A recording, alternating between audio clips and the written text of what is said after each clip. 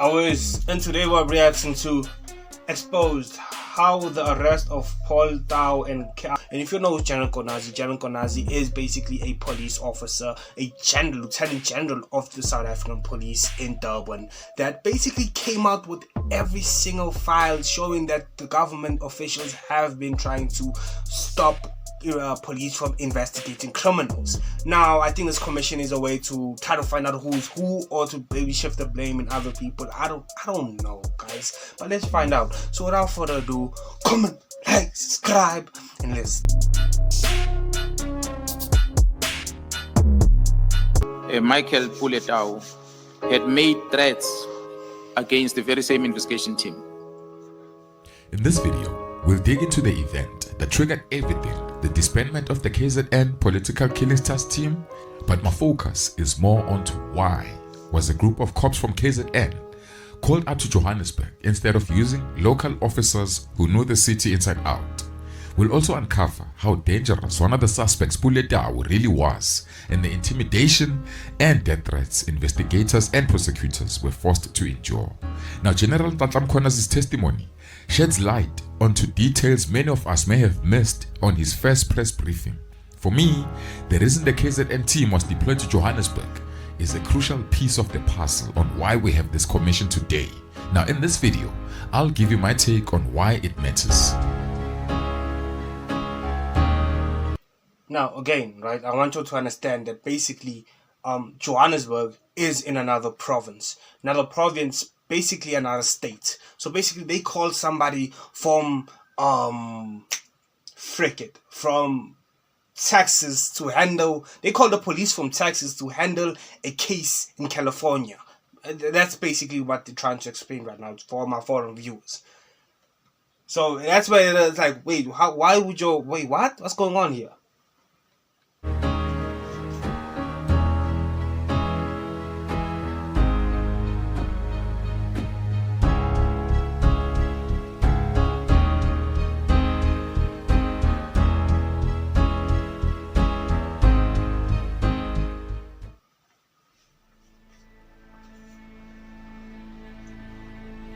After Aman Swart was gunned down in a mistaken identity hit in Vereeniging, investigators soon learned the real target was a whistleblower who had exposed inflated tender prices at Transnet. Now, the suspects were arrested the very same day. Forensics later revealed a chilling truth that these men were not just hired guns for one job. They were tied to a string of high-profile hits. The weapon that gave them away was an AK-47, now linked to at least 18 shootings, some deadly and others failed attempts. As the investigation deepened, it became clear this wasn't a work of a small-time gang. This was a cartel, a powerful organized crime network with connections to police officers, government officials, and influential business people. After the arrests, prosecutors and investigators pushed hard to keep Puletau and his co-accused behind bars. As a former police officer, he knew how to manipulate the legal system, and he had powerful allies within the SAPS. But from the very start, the investigating team faced resistance from inside the force itself. Forensic services deliberately withheld crucial evidence, and senior officers summoned the investigators to head office, warning them to stop opposing bail for Tao. In not so subtle terms, they were told to drop the case because it implicated untouchable people. Bribes of large sums of money were offered to the cops. The officers were being intimidated. What began as a 5-man investigative team was quickly cut down to just 2 officers. When there were 5, they had felt strong, able to stand their ground and stand together to protect each other. But with only 2 left, the officers knew they were vulnerable and completely exposed. The real storm broke when Puletau was granted bail on health grounds. That decision stunned prosecutors and investigators alike. They knew that Tao wasn't just another corrupt cop. If convicted, he was staring at a long prison sentence that made him desperate, and desperation made him even more dangerous. Tao wasn't just an ordinary officer. Many within the force, it seemed like they feared him. Some even suspected that he was a gun for hire. suspected of belonging to a deadly hit squad responsible for multiple high-profile hits. For 3 decades, Tau served as a detective. He came from either Tladi or Mapetla in Soweto, and he worked at Johannesburg Central Police Station. Now, through his association to the cartel, he built wealth and forged powerful connections and surrounded himself with goons or enforcers. Now, in court, his support base was obvious. He was never alone. There were a lot of people supporting this guy. But once he walked free on bail, the intimidation began. The investigators and prosecutors reported threats not just from Tau, but also from his friends, allies, and even corrupt fellow officers. Now, rumors spread that some gang members were following the investigators wherever they went. Now, that's when fear started to creep in from every corner of the case. And then came the darkest suspicion of them all. The fact that the judge who granted Pule Tau bail was not impartial. He might have been compromised. Another point. Of course he was compromised. Member was a police officer, and then he was allowed to go because of health reasons. Bro, this member, even if he left, he would have people trying to protect him, you know what I'm saying? Like, what was that was so obvious, dog. But at the same time, though, it's guilty until proven innocent. I mean, it's innocent until proved guilty. What the heck? In the cartel's grip. Now, because of the cartel's power and influence, fears began to spread that if nothing was done, either the dockets or the very people who are working on the case could start disappearing. The danger was real.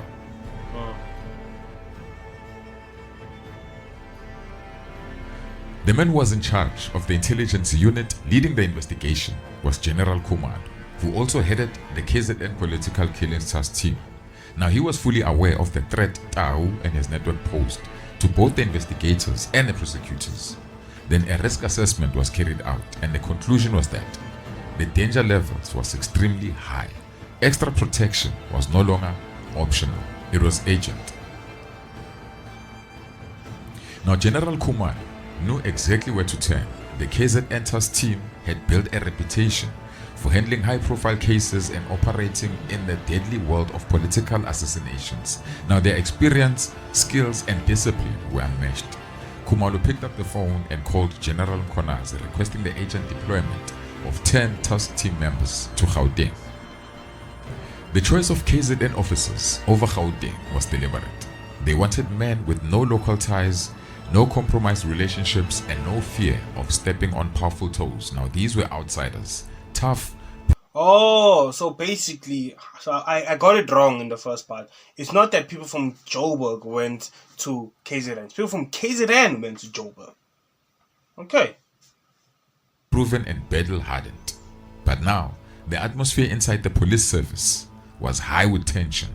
Nobody knew who could be trusted. Even senior officers were openly threatening investigators. Now, the line between law enforcement and organized crime was starting to be blurry. Now, the involvement of the KZN task team would over time become the crack that blew the lid of what was really happening in the country. Now, the reason the hit squad was so hard to track down was simple.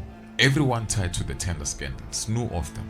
Maybe not every detail of their crimes, but within those circles, it was common knowledge. Now, these were hired guns, the shooters for hire, and through their powerful connections, they were shielded and protected. Now, a name that surfaced first in the media was Vusi Ketmatlala, a man who's deeply involved in bleeding the Tembisa hospital of millions. But behind him lurked a far more shadowy figure, the president's nephew, Morgan Maumela. Now, Morgan is the true ghost of the tender world. While others like Sodi crave the spotlight, Morgan stays in the shadows, quietly raking in multi-million rand tenders through dirty deals. So this man was connected. Holy. And then the president also denied that, hey, I knew this. It's not my nephew, this one. I don't know him. Yo. Shadowy networks. Now, I could be wrong, but the way I see it, Morgan is the connection between the president and the cartel, especially through his relationship with people like Ket Matlala and also Begitsele, amongst a few. I'm sure there's more that we don't know of as yet. Now, of course, this is just speculation, the part of him, him. You know what I'm saying? The nephew being connection and all that. Speculation. But it seems more likely. But allegedly. I don't want to get, you know what I'm saying, sued. You know what I'm saying? I mean, y'all, bro, just carry We know on. now Don't stop that pausing. Matlala is not really the kingpin, he's the muscle, the enforcer. Now Morgan is the link to Matlala. Now at one point, Matlala had listed Morgan as one of his directors in the security company that he owns. And at some point, there was a private meeting between Matlala and the then police minister Begitsele at Morgan's house to discuss, I don't know if it was some kind of business or what. Now the question is, has Morgan Maumela ever called on Matlala's muscle to enforce his empire of tenders? Since now we know he's one of the biggest beneficiaries of the Tembisa hospital scandal, where whistleblower Babita Diokara was killed for exposing that rot. There's a letter from Ms. Gutse, the Senior Prosecutor, Regional Court, Vereeniging. The magistrate, for some bizarre and unexplainable reason, decided to grant Tau bail of 10,000 rand and place him under house arrest. The reality of the situation is that there is nobody who can watch over him 24/7 to ensure that he does in fact comply with the conditions. It is actually unenforceable.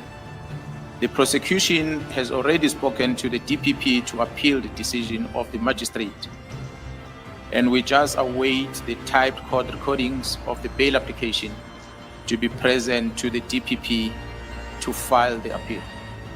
And paragraph 11 and 13 then of the same letter on the same page specifically address the issues regarding Officer Tau. So if you could just proceed to read those two.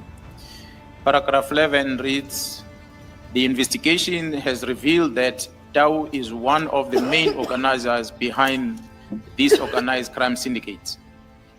His release on bail has intensified the danger of the safety of the investigation team, especially Mbele and Sithole, who are the people who made statements in the case, and they were the well-known faces who attended every court session.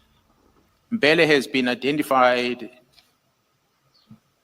as the investigating officer, as she has presented detailed sworn statement to oppose the first and the second bail application.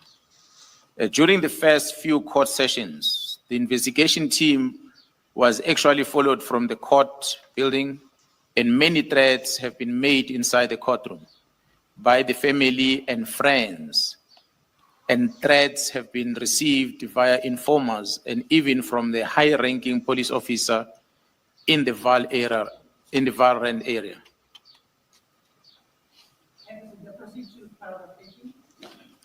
Paragraph 13 reads, Tau clearly has a very large support system, and large amount of money are spent to obtain the best and most expensive advocates.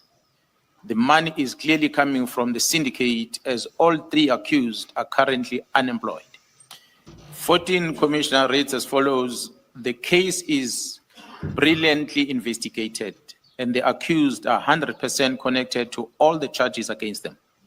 They obviously face long terms of imprisonment as well as defined life sentence for the assassination. Number 15 reads, from the above mentioned, it is clear that the lives of the investigating officers are currently in grave danger, as well as the safety of police dockets. And I see at 16, final paragraph, it's a direct now request to the addressees in that letter.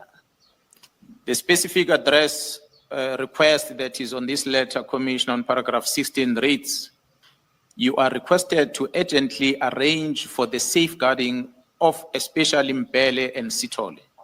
There is a real danger that their lives are in extreme danger, as these organized criminals will do everything in their ability to try and destroy the evidence against them and or to seriously derail the trial. It has just now become so much easier with Tao having unlimited access to technology and his syndicate's friends and family. Thank you. From paragraph 105 of your statement, then at page 36, you then deal with what transpired after receipt of this letter, particularly from General Kumalo's perspective, if you could pick it up from there. Commissioner, I had mentioned that General Kumalo, who was the leader or was a project manager of the political task team in KZN, had been appointed as a divisional commissioner of crime intelligence. Through the formal sub-channels, the request that was provided to the head of investigation in the province, which is also a Major General Kumalo, that Kumalo requested crime intelligence, which fell under a Major General Lekalakala in Gauteng, who is responsible for crime intelligence in Gauteng, was requested to conduct the threat assessment as a result of this letter. And the threat assessment was then assigned to Colonel Nduli, who works under crime intelligence.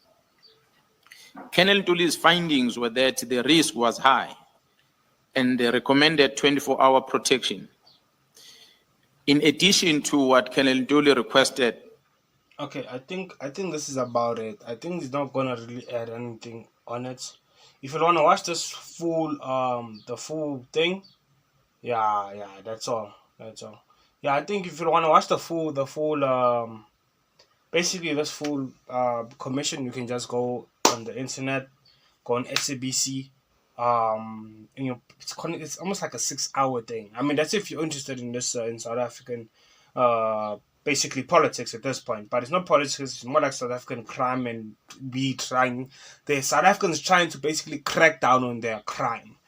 Because we can't rely on the government anymore, because clearly the government has been compromised. And yeah, it is an interesting time to be a South African. It is an interesting time to see where the wind will blow. What I do know is this, though.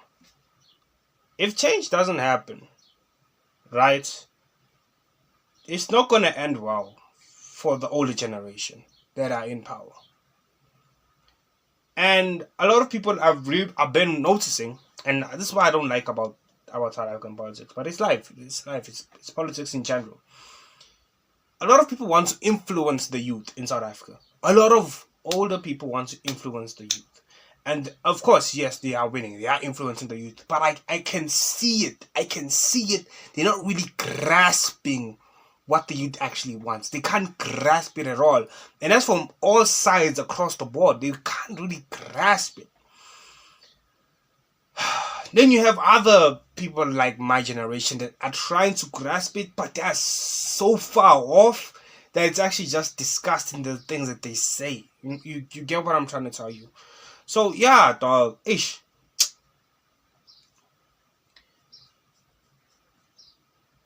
It's an interesting time. So what do you all think about this whole thing, guys? But besides that, thank you for watching the rest of the video. Thank you for chilling with your own. Comment, like, subscribe. And until next time, I'm been a lost one. We out.